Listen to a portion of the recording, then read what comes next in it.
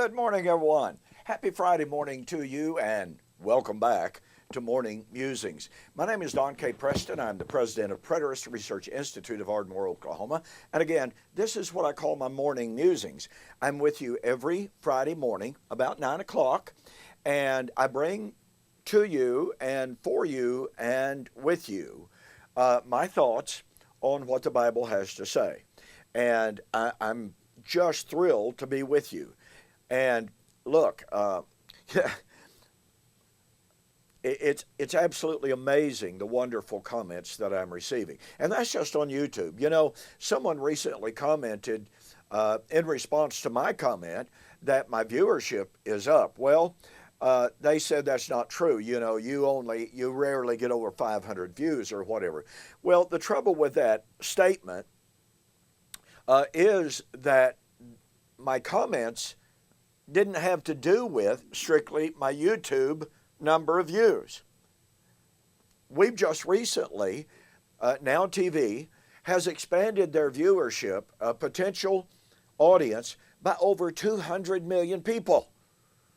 Now, you know what? If I only get 1%, if I only get 0.5% of that audience, that's pretty massive. And so when someone tries to disparage my comment that my viewership is growing, they're actually speaking out of turn. They're actually saying things they don't have any way of knowing is true or false. Now, is it true of my YouTube numbers? Yes. Although recently, one of my YouTube videos, my Now TV video, was well over 1,000 views. And again, I understand that insofar as the terminology of viral videos, hey, look, yeah, I understand that. I wish that every single one of my videos, and by the way, folks, this is up to you, okay? This is up to you to share with your friends and your neighbors and tell them, man, you got to watch this guy. So I understand that my videos are not going viral, but that's on YouTube. That doesn't mean that my Now TV viewing audience is not growing. And that was my entire point. But be that as it may. Okay, want to get back to our discussion of the challenge of Christ. You know, just this morning, and I'm filming this on July the 10th, 2021, okay? I'm trying to get a little bit ahead because of the increase of my workload. It just keeps going up and up and up, which is a wonderful thing, all right? I mean, it really is. But I'm trying to get some videos taped ahead. But just this morning, 7/10/21, once again, I'm on YouTube watching some videos, and there's this guy on there saying, just as I reported to you last week, here is proof positive that Jesus lied. Here is proof positive that the Bible is wrong.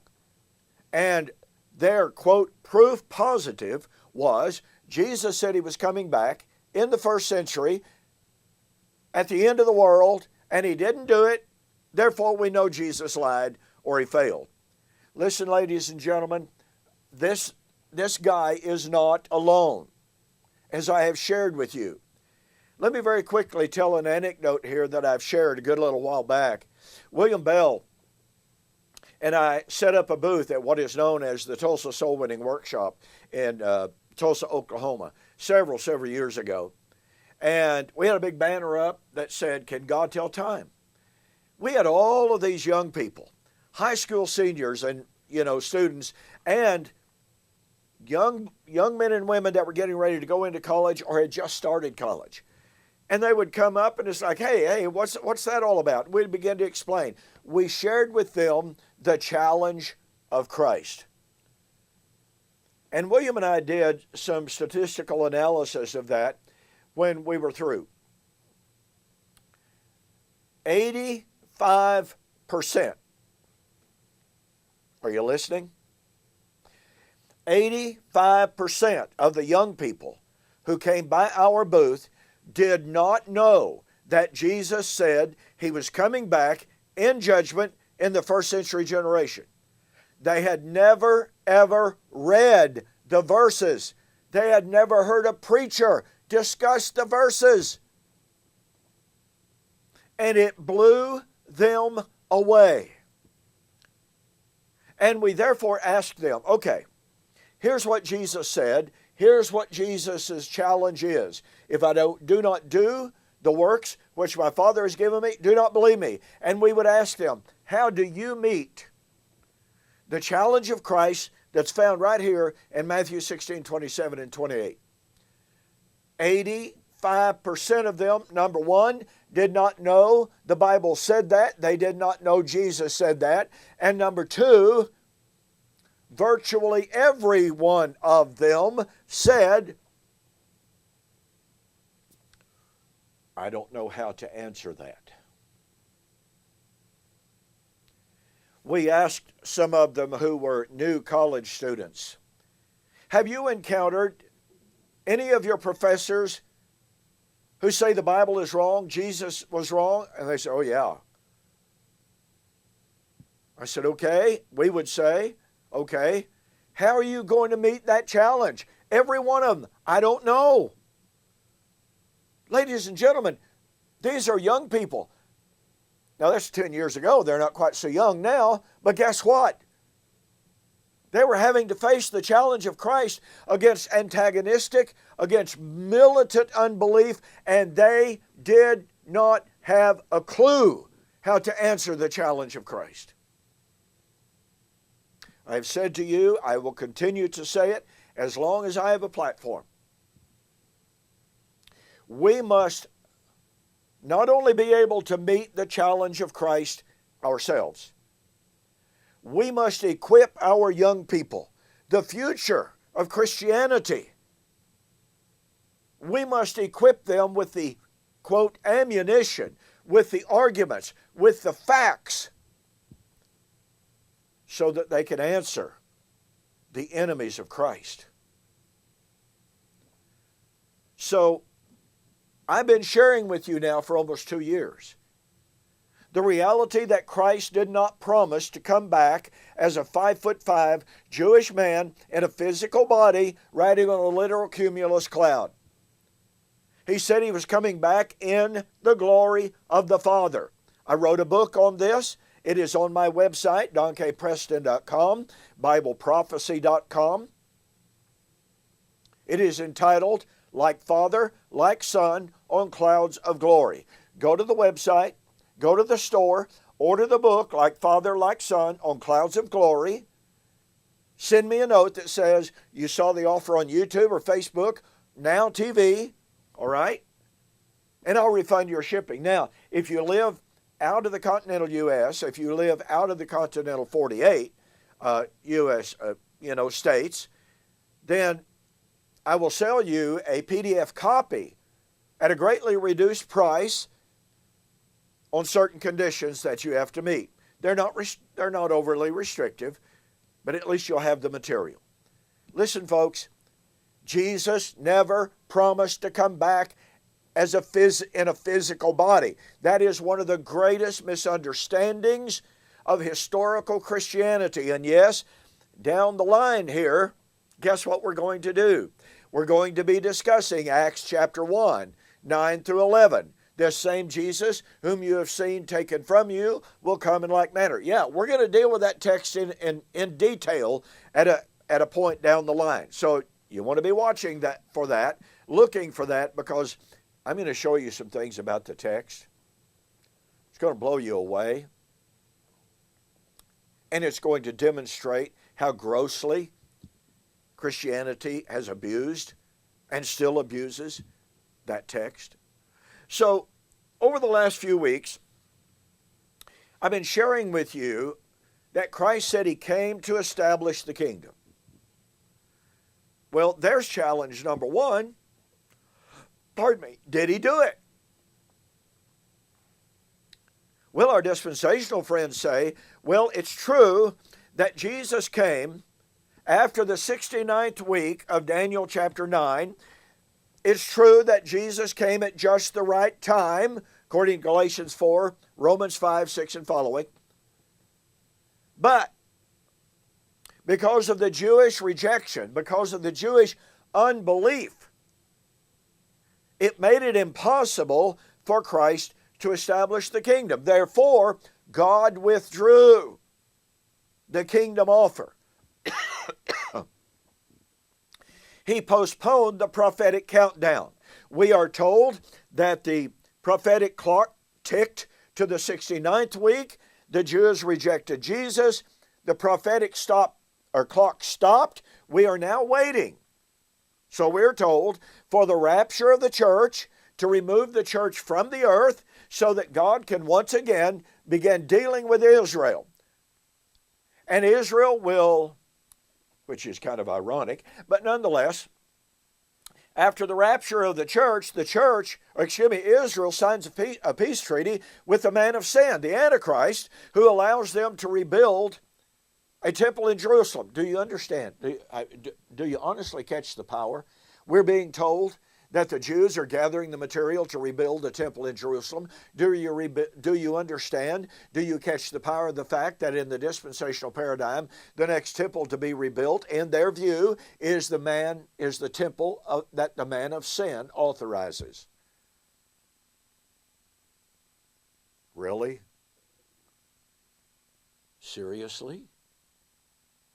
Is this a good thing?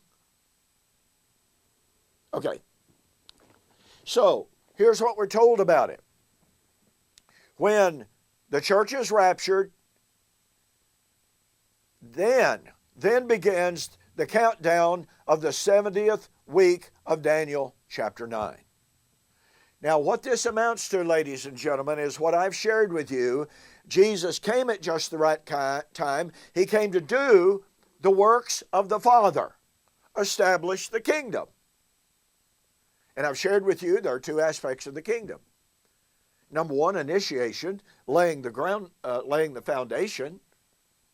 And there's consummation at the coming of the Lord. Well, look, my dispensational friends say Jesus failed in his first mission. Well, if he failed in his first mission, please take note.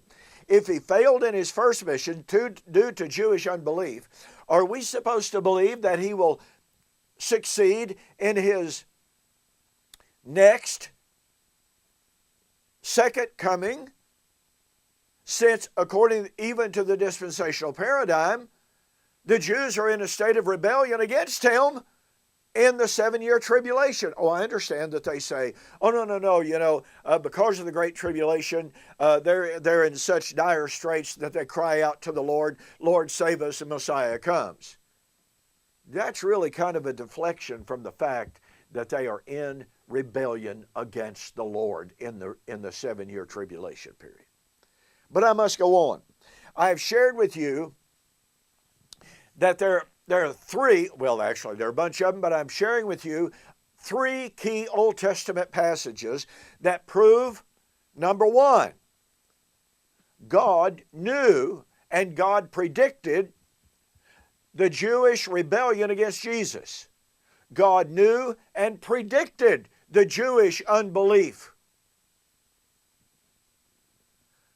I've shared with you that the Jews tried to make Jesus their king, but he rejected them. Please go back and watch last week's video on why Jesus rejected their offer of the kingship and the kingdom.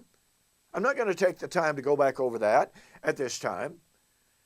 So again, it's absolutely critical to understand God predicted the rebellion and the unbelief of the Jews. But according to Psalms chapter 2, God would laugh at their rebellion. God would laugh at their unbelief and say, yet have I set my king on my holy hill Zion. We'll have more to say about Zion later on.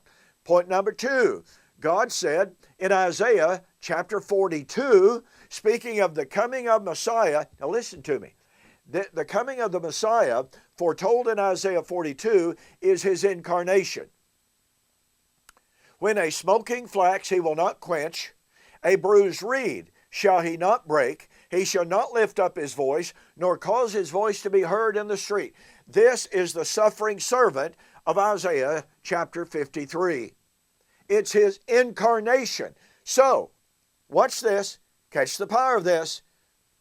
In his mission of his incarnation, Isaiah 42 says he will not fail. Okay, so if he came in his incarnation, if he came to establish the kingdom in his incarnation, then Isaiah said, Yahweh through Isaiah, he will not fail. But wait. The dispensationalist says, well, yeah, he came at just the right time, and he came to do the will of the Father, establish the kingdom, but he couldn't. Therefore, he failed. Now, once again, I'm very familiar with the fact that dispensationalists do not like to say Jesus failed. In my formal public debate that I mentioned last week with Thomas Ice and Mark Hitchcock, held in Florida some years ago, I made the accusation. Dispensationalism says Jesus failed. And Thomas Ice got up rather adamantly said, we do not teach that Jesus failed. And I got back up and I said, ladies and gentlemen, if you send someone to do something, you give them the job, and they come back not having done the job, then they failed. I don't care what kind of verbal gymnastics or theological gymnastics that you want to go through. Jesus failed in his first ministry. Remember, Isaiah 42 is about Jesus' first coming, his incarnation. He will not fail. Okay. So we have God saying the Jews would reject Jesus, they would rebel, they would be in unbelief, but God would laugh at them.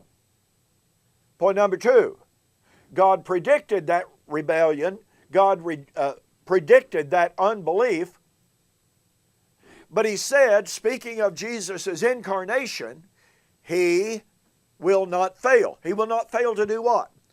Till he has established justice and judgment in the earth. Well, wait a minute.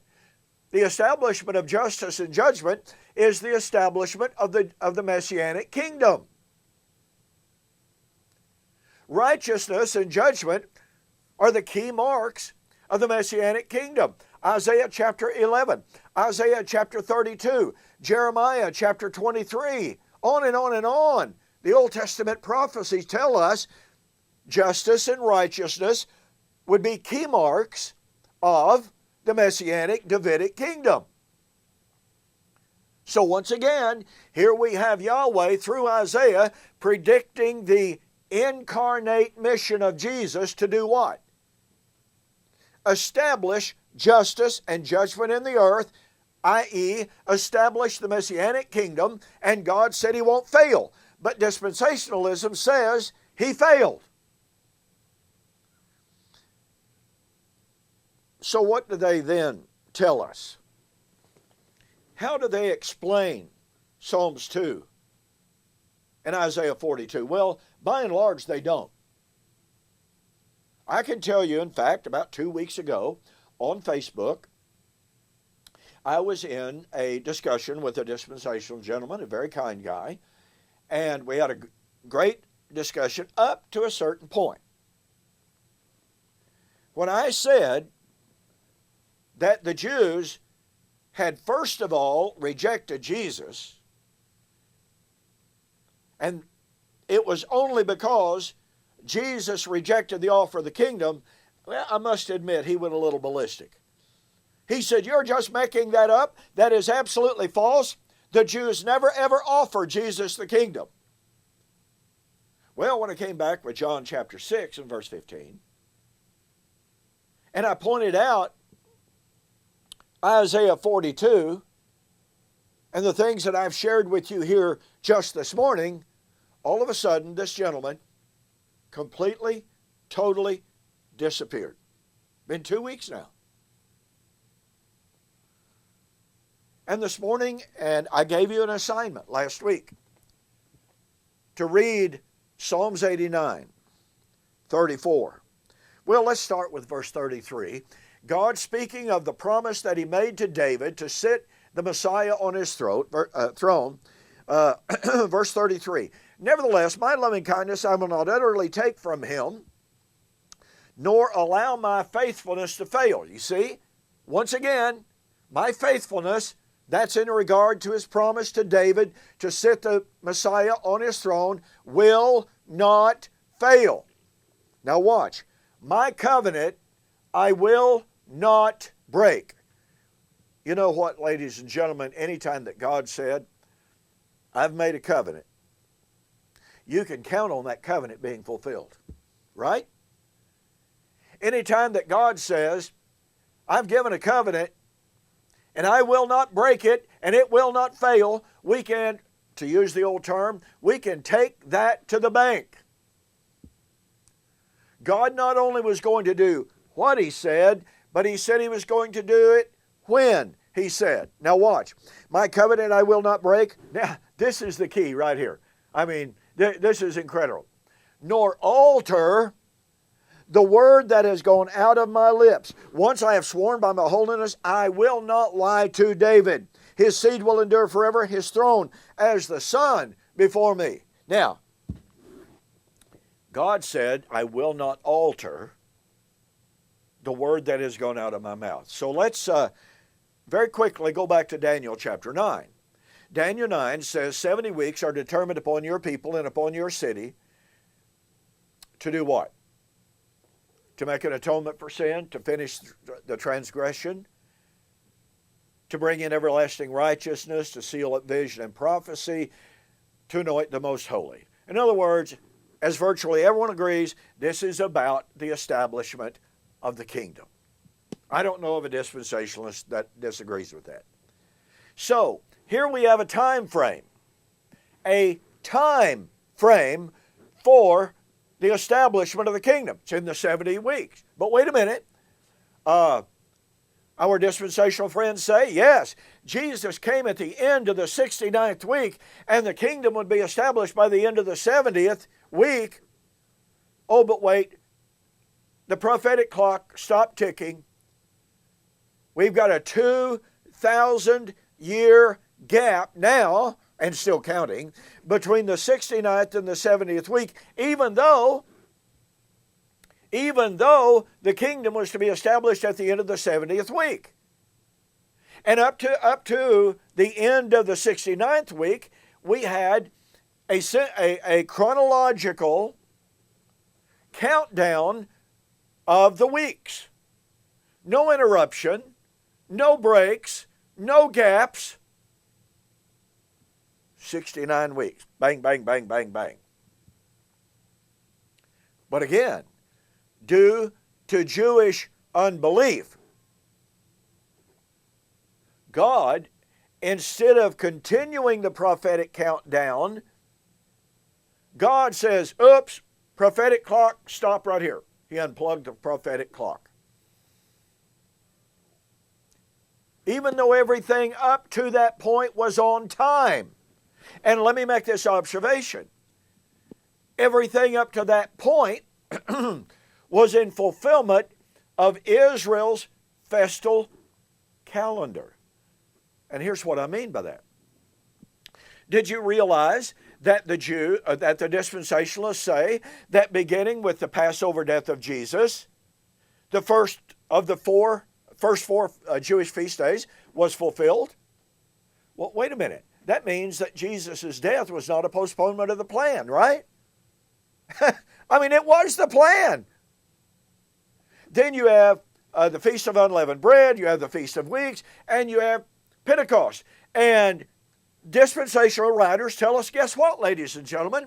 Those first four of Israel's feast days were fulfilled. One dispensational writer says they were fulfilled dramatically, right on time. Wait a minute. I thought the cross unplugged the prophetic clock.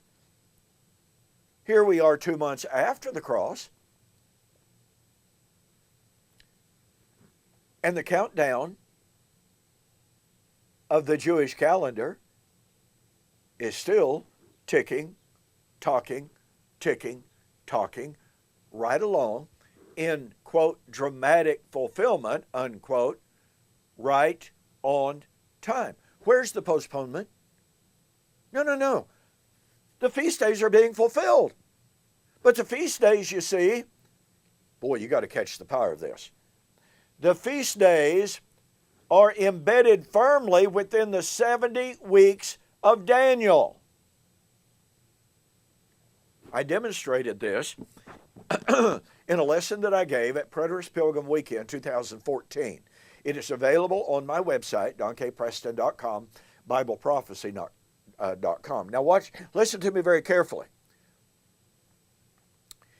If the Jewish festal calendar is embedded in, intrinsic to, foundational to Daniel chapter 9, then since the very first four,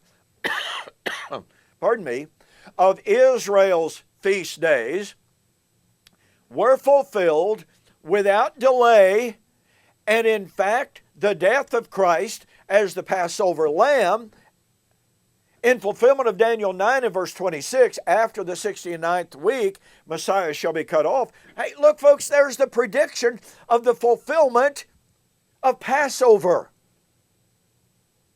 in the prophetic countdown after the 69th week. Well, if it's after the 69th week, guess what? It's in the middle of the week. It's in the middle of the week. In the middle of the 70th week. Where's the postponement? Daniel 9:26 is predicting the Jewish rejection of Jesus, is predicting his death as the Passover lamb.